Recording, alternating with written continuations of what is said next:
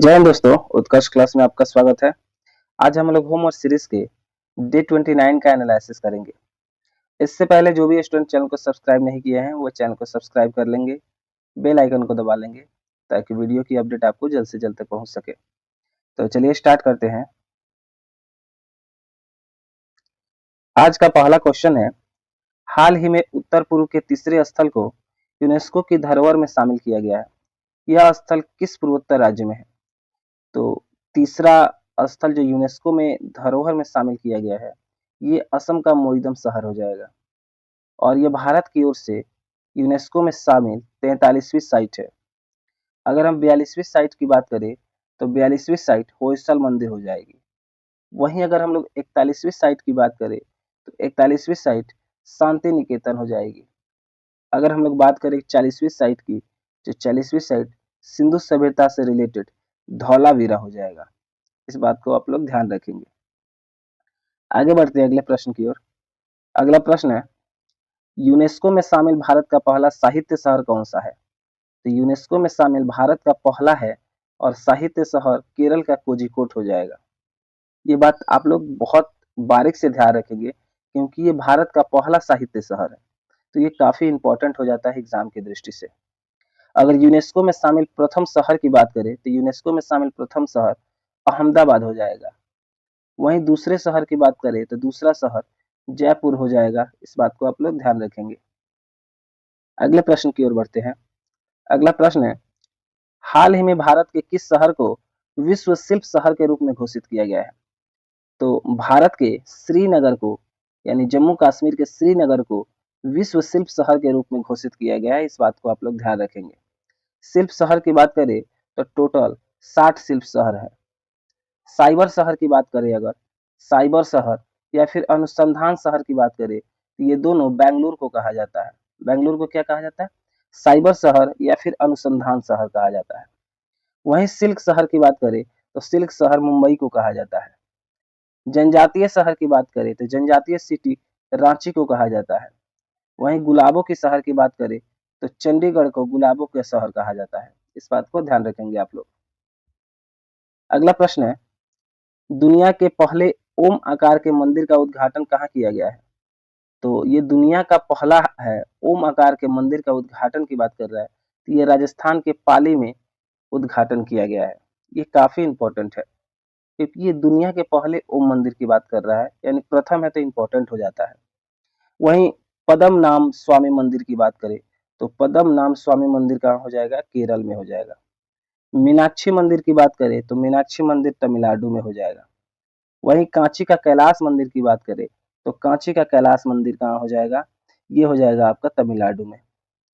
वहीं मानसरोवर का कैलाश मंदिर की बात करें तो मानसरोवर का कैलाश मंदिर हो जाएगा तिब्बत में। वहीं एलोरा के कैलाश मंदिर की बात करता है तो एलोरा का कैलाश मंदिर महाराष्ट्र में हो जाएगा। अक्षरधाम मंदिर की बात करता है तो दिल्ली में हो जाएगा। अक्षरधाम मंदिर दिल्ली में हो जाएगा। ये सारी बातें आप लोग ध्यान रखेंगे। अगला प्रश्न है, पीपुल्स बायोडायवर्सिटी रजिस्टर की शुरुआत किस राज्य में की गई है? पीपुल्स बायोडायवर्सिटी रजिस्टर की शुरुआत किस राज्य में की गई है? तो पीपुल बायोडायवर्सिटी रजिस्टर की शुरुआत केरल राज्य में की गई है। बात करें तो जैव विविधता अधिनियम 22 मई 2002 को आया था। अगर जैव विविधता की बात करें तो इसी कारण 22 मई को ही जैव विविधता दिवस मनाया जाता है। ये बात काफी इंपॉर्टेंट है, पूछा भी जाता है कि जैव विविधता दिवस कब मनाया जाता है। तो जैव विविधता दिवस 22 मई को मनाया जाता है। भारत में सर्वाधिक जैव विविधता की बात करें तो पश्चिमी घाट में भारत में सर्वाधिक जैव विविधता है। कुल हॉटस्पॉट की बात करें तो भारत में कुल 4 हॉटस्पॉट है। ये भी आप लोग ध्यान रखेंगे। अगला प्रश्न है, प्रोजेक्ट परी की शुरुआत किस मंत्रालय द्वारा की गई है? तो प्रोजेक्ट परी की शुरुआत संस्कृति मंत्रालय के द्वारा की गई है। निर्माण पहल की बात करें, निर्माण पहल की शुरुआत कौन करता है? तो ये कोयला मंत्रालय के द्वारा शुरू किया गया है। वहीं अगर स्वाति पहल की बात करें तो स्वाति पहल सेबी के द्वारा शुरू किया गया है। वहीं अगर हम सद्भावना पोर्टल की बात करें, सद्भावना पोर्टल की शुरुआत सुप्रीम कोर्ट के द्वारा की गई है। इस बात को आप लोग भी ध्यान रखेंगे। अगला प्रश्न देखते हैं। अगला प्रश्न है, यूनेस्को के मेमोरी ऑफ द वर्ल्ड किस पुस्तकों को शामिल किया गया है? तो यूनेस्को के मेमोरी ऑफ द वर्ल्ड किस पुस्तकों को शामिल किया गया है? तो इसमें टोटल 3 पुस्तकों को शामिल किया गया है। पहला है रामचरितमानस, पंचतंत्र और सहृदयलोक। ये तीनों पुस्तकों को यूनेस्को के मेमोरी ऑफ द वर्ल्ड में शामिल किया गया है। अगर हम यूनेस्को की बात करें तो यूनेस्को की स्थापना 1945 में होती है। वहीं अगर यूनेस्को के मुख्यालय की बात करें तो यूनेस्को का हेडक्वार्टर पेरिस में है स्थित है। वहीं अगर हम बात करें कि 2024 के यूनेस्को का सम्मेलन कहाँ पे हुआ था, तो 2024 वाले यूनेस्को का सम्मेलन न्यू दिल्ली में किया गया था। इस बात को भी आप लोग ध्यान रखेंगे। आगे बढ़ते हैं अगले प्रश्न की ओर। अगला प्रश्न है, हाल ही में ब्रिक्स के सम्मेलन में सोहराई पेंटिंग रूस के व्लादिमीर पुतिन को गिफ्ट स्वरूप प्रदान की गई। इसका संबंध किस राज्य से है? बेसिकली ये पूछ रहा है ये सोहराई पेंटिंग रूस के राष्ट्रपति व्लादिमीर पुतिन को जो गिफ्ट दी गई है, तो ये सोहराई पेंटिंग का संबंध किस राज्य से है? तो सोहराई पेंटिंग का संबंध झारखंड राज्य से हो जाएगा। इस बात को आप लोग ध्यान रखेंगे। अगर झारखंड की बात करें तो झारखंड की स्थापना दिवस 15 नवंबर 2000 को होती है। इस बात को भी याद रखेंगे। इसी कारण 15 नवंबर को झारखंड का राज्य दिवस मनाया जाता है। आगे बढ़ते हैं अगले प्रश्न की ओर। अगला प्रश्न है, नाटो शिखर सम्मेलन 2024 का आयोजन कहाँ किया गया है? तो नाटो के 2024 के शिखर सम्मेलन का आयोजन अमेरिका के वाशिंगटन डीसी में किया गया है। वहीं अगर हम लोग नाटो की बात करें तो नाटो की स्थापना 1949 में होती है और इसके मुख्यालय की बात करें तो इसका हेडक्वार्टर बेल्जियम के ब्रुसेल्स में हो जाएगा। वहीं अगर इसके हेड की बात करें तो इसके अध्यक्ष मार्क रूटो हो जाएंगे। इस बात को भी आप लोग ध्यान रखेंगे। टोटल सदस्यों की संख्या की बात करें तो टोटल इसमें 32 सदस्य हैं। 31वां सदस्य के रूप में बात करेंगे तो फिनलैंड 31वें सदस्य के रूप में शामिल हुआ था। वहीं 32वें सदस्य के रूप में बात करें तो स्वीडन 32वें सदस्य के रूप में शामिल हुआ था। ये काफी इंपॉर्टेंट है, तो आप लोग ध्यान रखेंगे। अगला प्रश्न है, रिवीजन सीरीज 2.0 के तहत प्रश्नों का उत्तर देना है। तो रिवीजन सीरीज में देखते हैं क्या है। रिवीजन सीरीज में है, प्रथम बोडो लैंड महोत्सव का आयोजन कहाँ हुआ है? तो प्रथम बोडो लैंड महोत्सव का आयोजन नई दिल्ली में किया गया है। अगला है, बन्नी उत्सव का आयोजन किस राज्य में किया गया है? तो बन्नी उत्सव का आयोजन आंध्र प्रदेश में किया गया है। अगला है, अंतर्राष्ट्रीय सौर महोत्सव का आयोजन कहाँ किया गया है? अंतर्राष्ट्रीय सौर महोत्सव की बात करें तो इसका आयोजन नई दिल्ली में किया गया है। आगे देखते हैं। अगला है, भारतीय कला महोत्सव का आयोजन कहाँ किया गया है? तो भारतीय कला महोत्सव का आयोजन सिकंदराबाद में किया गया है। अगला देखते हैं, रामवन अनारदाना को जीआई टैग किस राज्य में दिया गया है? तो ये रामवन अनारदाना को जीआई टैग ये जम्मू कश्मीर राज्य को दिया गया है। अगला है, मनकेडिया समुदाय का संबंध किस राज्य से है? तो मनकेडिया समुदाय का संबंध जो उड़ीसा राज्य से हो जाएगा। अगले प्रश्नों को देखते हैं। अगले प्रश्न है, इंदिरा गांधी परमाणु अनुसंधान केंद्र मुख्यालय कहाँ अवस्थित है? तो इंदिरा गांधी परमाणु अनुसंधान केंद्र का मुख्यालय कहाँ अवस्थित है? इंदिरा गांधी परमाणु अनुसंधान केंद्र की बात करें तो इसका मुख्यालय तमिलनाडु के कलपक्कम में हो जाएगा। ये काफी इंपॉर्टेंट है, इंदिरा गांधी परमाणु अनुसंधान केंद्र, तो इस बात को आप लोग ध्यान रखेंगे। परमाणु बिजली घर की बात करें तो परमाणु बिजली घर कहाँ कहाँ भारत में स्थित है? अगर तारापुर की बात करें तो तारापुर परमाणु बिजली घर महाराष्ट्र में है। वहीं कैग कैग परमाणु बिजली घर की बात करें तो कैग परमाणु बिजली घर कर्नाटक में है। अगर हम लोग जैतपुर परमाणु बिजली घर की बात करें तो जैतपुर परमाणु बिजली घर महाराष्ट्र में है। वहीं कुडमकुलम की बात करें, कुडमकुलम या फिर कलपक्कम की बात करें तो ये दोनों परमाणु बिजली घर तमिलनाडु में है। नरौरा परमाणु बिजली घर की बात करें तो ये यूपी में है। वहीं रावत भाटा परमाणु बिजली घर की बात करें तो राजस्थान में है। वहीं कारकापार परमाणु बिजली घर की बात करें तो ये गुजरात में स्थित हो जाएगा। इस बात को ध्यान रखेंगे आप लोग। अगला प्रश्न है, दूध में उपस्थित कैसियोजिन प्रोटीन को कैसिन में कौन बदलता है? तो दूध में क्या उपस्थित होता है? दूध में कैसियोजिन प्रोटीन उपस्थित होता है। इसको कैसिन में बदल देता है। कौन बदलता है? इसको कैसिन में रेनिन बदलता है। इसको ध्यान रखेंगे आप लोग। रेनिन की बात करें तो रेनिन अमाशय में उपस्थित होता है। प्रोटीन के पाचन की बात करें तो प्रोटीन का पाचन कौन करता है? तो प्रोटीन का पाचन पेप्सिन करता है, तो इस बात को भी ध्यान रखेंगे। आगे बढ़ते हैं अगले प्रश्न की ओर। अगला प्रश्न है, मानव शरीर के आहार ग्रंथियों में सबसे बड़ी ग्रंथि कौन सी है? तो मानव शरीर की आहार ग्रंथियों में सबसे बड़ी ग्रंथि जिगर की हो जाएगी, यानी लीवर सबसे बड़ी ग्रंथि है, इस बात को ध्यान रखेंगे। आहार नाल में सबसे बड़ी की बात करें तो आहार नाल में सबसे बड़ी छोटी आंत हो जाएगी, इस बात को भी ध्यान रखेंगे। अगला प्रश्न देखते हैं। अगला प्रश्न है, किस अधिनियम के तहत सन 1774 में कलकत्ता में एक उच्चतम न्यायालय की स्थापना की गई? तो ये कौन सा अधिनियम हो जाएगा? तो अधिनियम 1773 के तहत ही 1774 में कलकत्ता में एक उच्चतम न्यायालय की स्थापना की जाती है। ये रेगुलेटिंग एक्ट 1773 हो जाएगा। अगर इसके हम बात करें कि इसके न्यायाधीश कौन बने थे, तो इसके प्रथम न्यायाधीश सर एलिजा एमपी बनी थी, इस बात को भी ध्यान रखेंगे। अगला प्रश्न देखते हैं। अगला प्रश्न है, किस अधिनियम के तहत ईसाई मिशनरियों को भारत के प्रचार की अनुमति दी गई? तो ये 1813 का जो अधिनियम आया था, इसके तहत ईसाई मिशनरियों को भारत में प्रचार की अनुमति दी गई थी। और 1813 का ही एक अधिनियम था जिसमें शिक्षा पर 1 लाख खर्च करने की अनुमति भी प्रदान की गई थी। शिक्षा पर कितनी खर्च करने की अनुमति प्रदान की गई थी? 1 लाख रुपए खर्च करने की अनुमति प्रदान की गई थी। और वह कौन सा अधिनियम हो जाएगा? वो 1813 का अधिनियम हो जाएगा। अगला प्रश्न देखते हैं। अगला प्रश्न है, किस अधिनियम के तहत गवर्नर जनरल की परिषद में एक विधि आयोग का गठन किया गया था? तो यह अधिनियम हो जाएगा 1833 का अधिनियम। 1833 के अधिनियम के तहत गवर्नर जनरल की परिषद में एक विधि आयोग का गठन किया गया था। और यह विधि आयोग का गठन किया कब गया था? तो 1834 में इस विधि आयोग की गठन किया गया था। और इसके हेड की बात करें तो लॉर्ड मैकाले को इसका हेड बनाया गया था, इस बात को भी आप लोग ध्यान रखेंगे। स्वतंत्र भारत का प्रथम विधि आयोग की बात करें तो स्वतंत्र भारत के प्रथम विधि आयोग की स्थापना 1955 में की जाती है। और इसके अध्यक्ष की बात करें तो एम शीतलवाड़ को इसका अध्यक्ष बनाया जाता है। वर्तमान की बात करें तो वर्तमान में 23वां विधि आयोग का गठन किया गया है।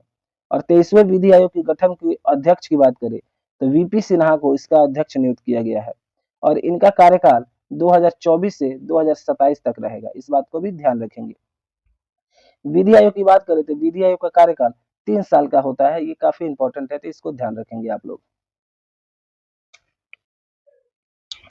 अगला प्रश्न है, किस अधिनियम के तहत बोर्ड ऑफ डायरेक्टर और बोर्ड ऑफ कंट्रोल को समाप्त कर दिया गया?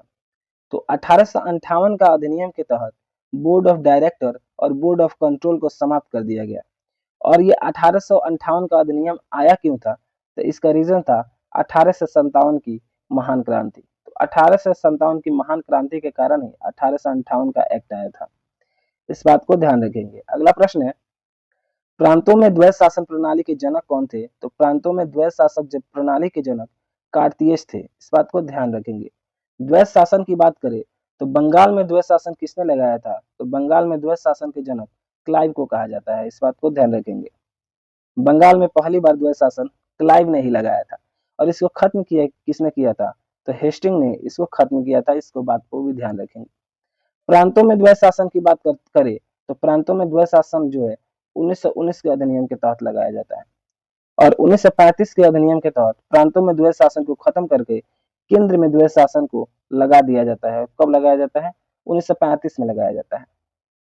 आगे बढ़ते हैं अगले प्रश्न की ओर। अगला प्रश्न है, किस अधिनियम के द्वारा विषयों को संघ सूची, प्रांतीय सूची और समवर्ती सूची में बांटा गया? तो यह कौन सा अधिनियम हो जाएगा जिसमें संघ सूची, प्रांतीय सूची और समवर्ती सूची के रूप में बांटा गया? तो ये 1935 के अधिनियम के तहत ही संघ सूची, प्रांतीय सूची और समवर्ती सूची के रूप में बांटा गया। 1935 के अधिनियम की बात करें तो 1935 के अधिनियम के तहत प्रांतों को स्वायत्ता दी गई, यानी प्रांतों में द्वैध शासन को हटा दिया गया।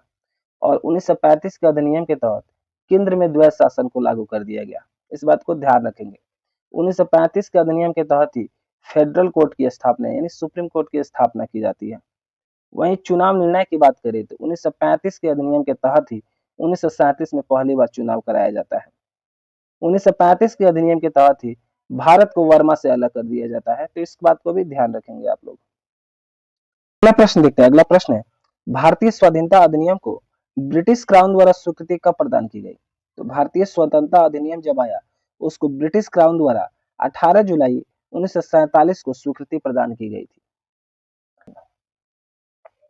अगला प्रश्न है, भारतीय संविधान सभा में मौलिक अधिकार उप समिति की अध्यक्षता किसके द्वारा की जाती है? तो मौलिक अधिकार उप समिति की अध्यक्षता जेबी कृपलानी के द्वारा की जाती है।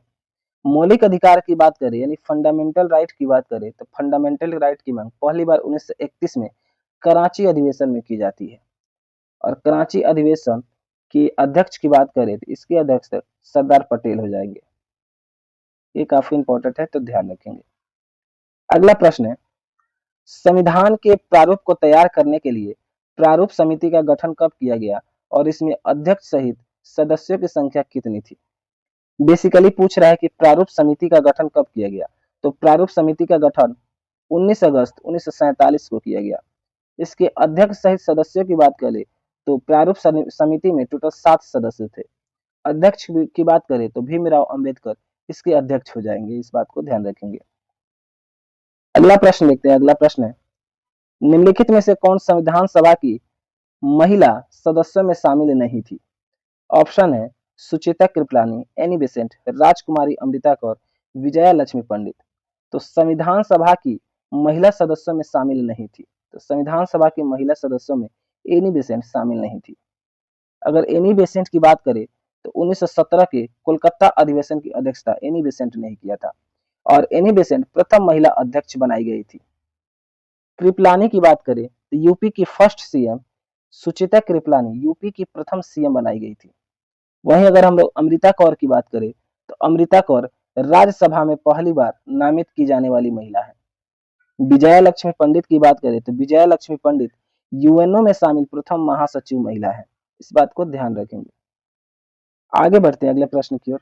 अगला प्रश्न है, अंतरिम मंत्रिमंडल में सूचना और प्रसारण मंत्री कौन थे? तो अंतरिम मंत्रिमंडल में सूचना और प्रसारण मंत्री वल्लभ भाई पटेल को बनाया गया था, इसको ध्यान रखेंगे।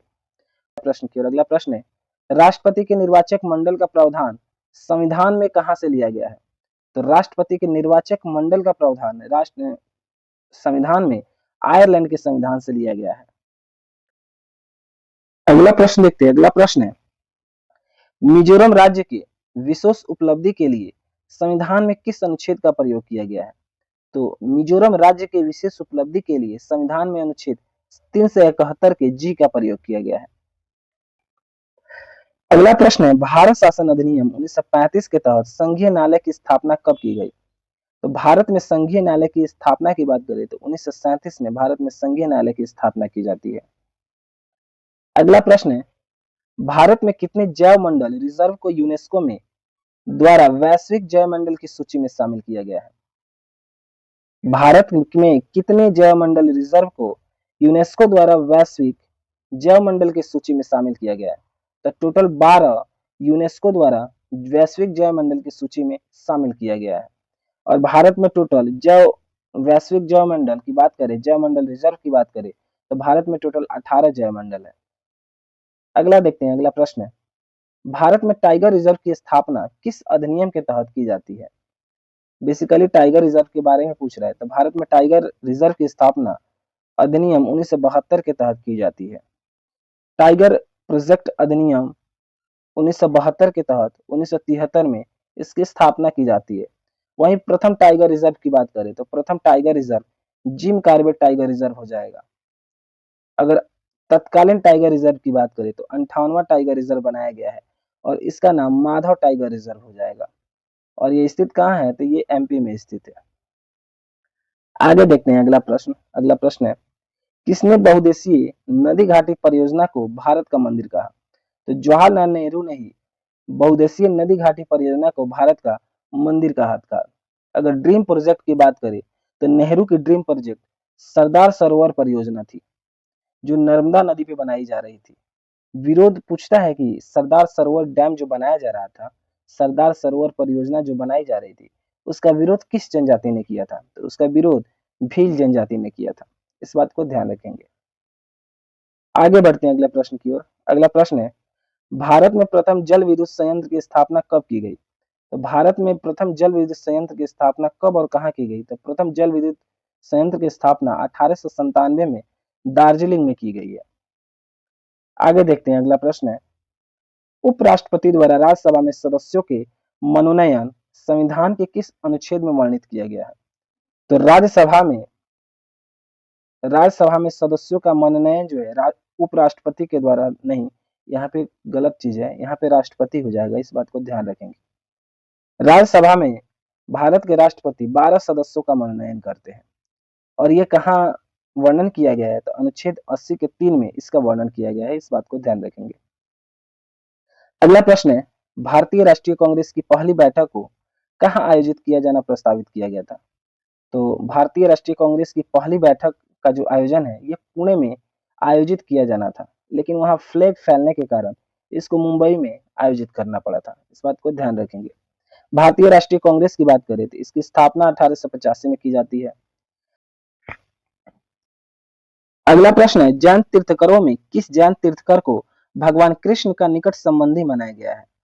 तो जैन तीर्थकरों में जैन तीर्थकर एक थे एरिस्टोनोमी, इनको भगवान कृष्ण के काफी करीब माना गया है, इस बात को ध्यान रखेंगे आप लोग। अगला प्रश्न है, किस मुगल बादशाह ने अपनी राजधानी आगरा से दिल्ली लाने के लिए यमुना नदी के तट पर जहानाबाद शहर की नींव रखी थी? तो बेसिकली पूछ रहा है कि जहानाबाद शहर की नींव किसने रखी थी? तो जहानाबाद शहर की नींव शाहजहां के द्वारा रखी गई थी। इसमें हिंद और ईरानी वास्तुकला का समन्वय का प्रथम उदाहरण कौन सा मकबरा है?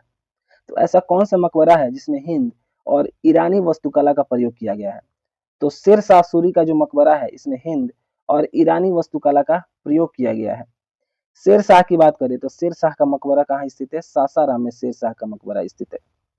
हुमायूं के मकबरे की बात करें तो दिल्ली में हुमायूं का मकबरा है, और दिल्ली में हुमायूं का जो मकबरा है वह किस शैली में बनाया गया है? तो ये प्रश्न पूछता है, ये 4 बाग शैली में बनाया गया है।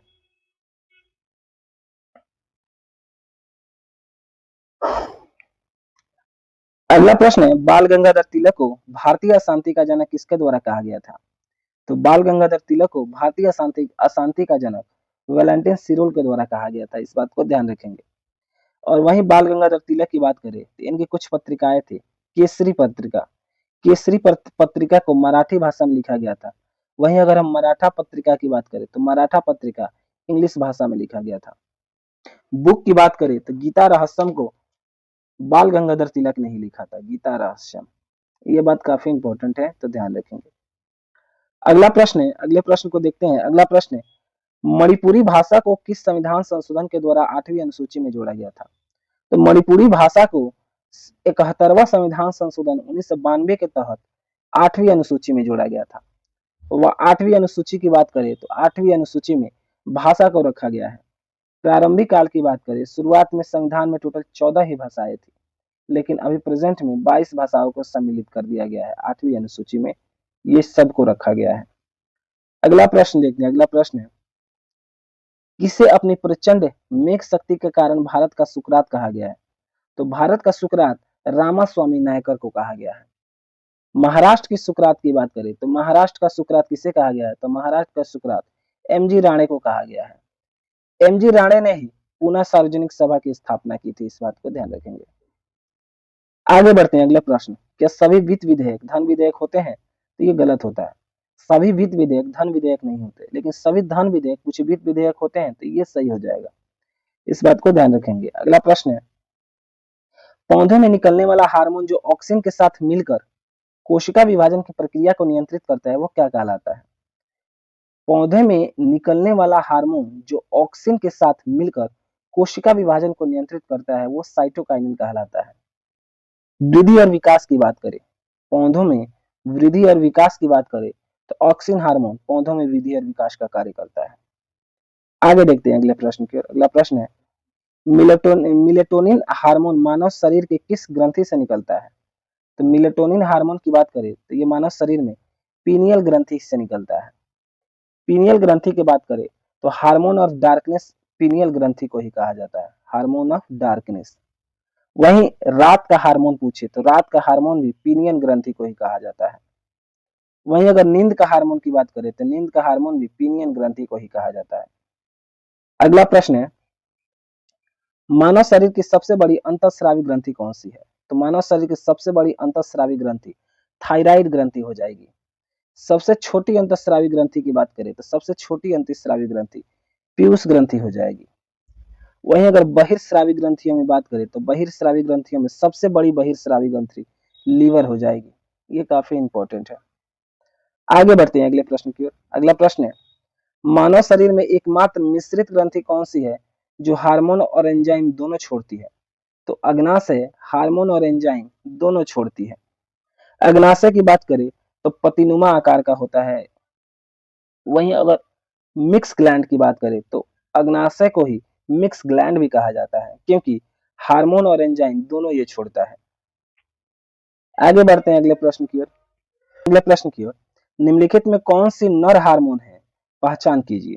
ऑप्शन है एस्ट्रोजन, टेस्टोरॉन, रिलैक्टिन, प्रोजेस्टेरॉन, एंड्रोजन। तो टेस्टोरॉन और एस्ट्रोजन ये नर हार्मोन है।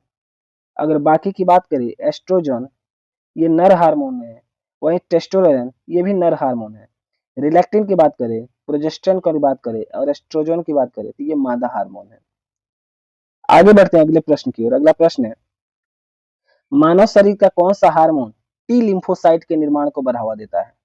तो टी लिम्फोसाइट के निर्माण को बढ़ावा थाइमोसिन देता है। और ये क्या है?